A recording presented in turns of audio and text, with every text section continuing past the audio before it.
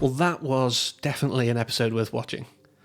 Not only did it definitely manage to tie into specifically episode 7, the one that preceded it, and episode 4, right at the end, but it set up the finale very well, I think. We have to be getting a Guardians of the Multiverse now, with this massive threat. Because, of course, this episode dealt with what would happen if Ultron had won. Instead of the Avengers managing to steal the cradle that held the Vision's body as it would become, Ultron still had it. He got himself his synthezoid shell and could do what he wanted, and did. Wiped out practically all of the Avengers, leaving just Nat and Clint, Black Widow and Hawkeye respectively. And yeah, the odds were heavily stacked against them. I did love the moment when Thanos came, thinking, this is very simple, there's one guy in front of me, he has the Mind Stone, I'll just grab it, and no. Straight at the middle. Couldn't happen to a nicer guy, but it was a shocking moment. This let you know exactly what the danger was here. This is the level of danger if Ultron had have won.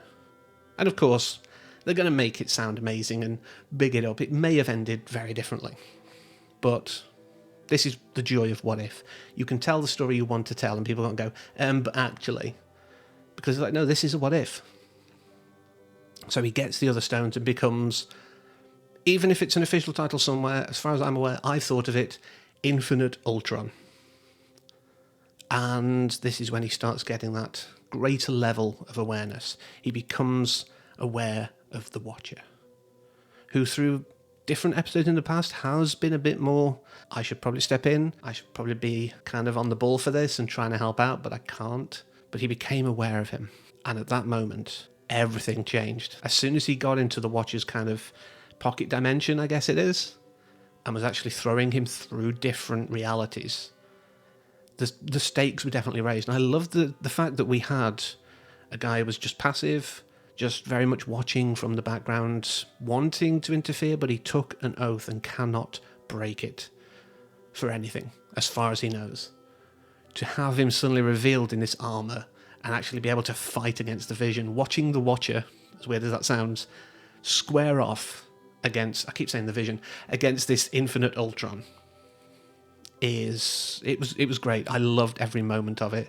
The animation was great for it. All the effects look spectacular. It's a joy when it's all in a computer. You don't have to worry about compositing it to real things and making it look good. As long as it looks good in the frame of everything else, you've got it sorted. And yeah, like I say, that big threat being matched to a degree by the Watcher, but still not succeeding. Still being in a place where there is a threat here. There is a threat that needs taking care of. And this is when the Sorcerer Supreme, or the weird dark version that we saw in episode 4, arrives and says, maybe you should rescind that oath you took. You have to say it. And this is, like I say, what's going to lead us in to the finale.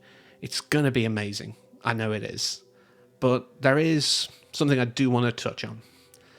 As of yesterday, from this video going live, at around the same time my videos go live, a closed Patreon post was released to the public, which says that after this, I'm taking a bit of a break from catching the algorithm, from doing all the Marvel stuff, all the DC stuff, from doing all the things just to try and, push and get my videos noticed.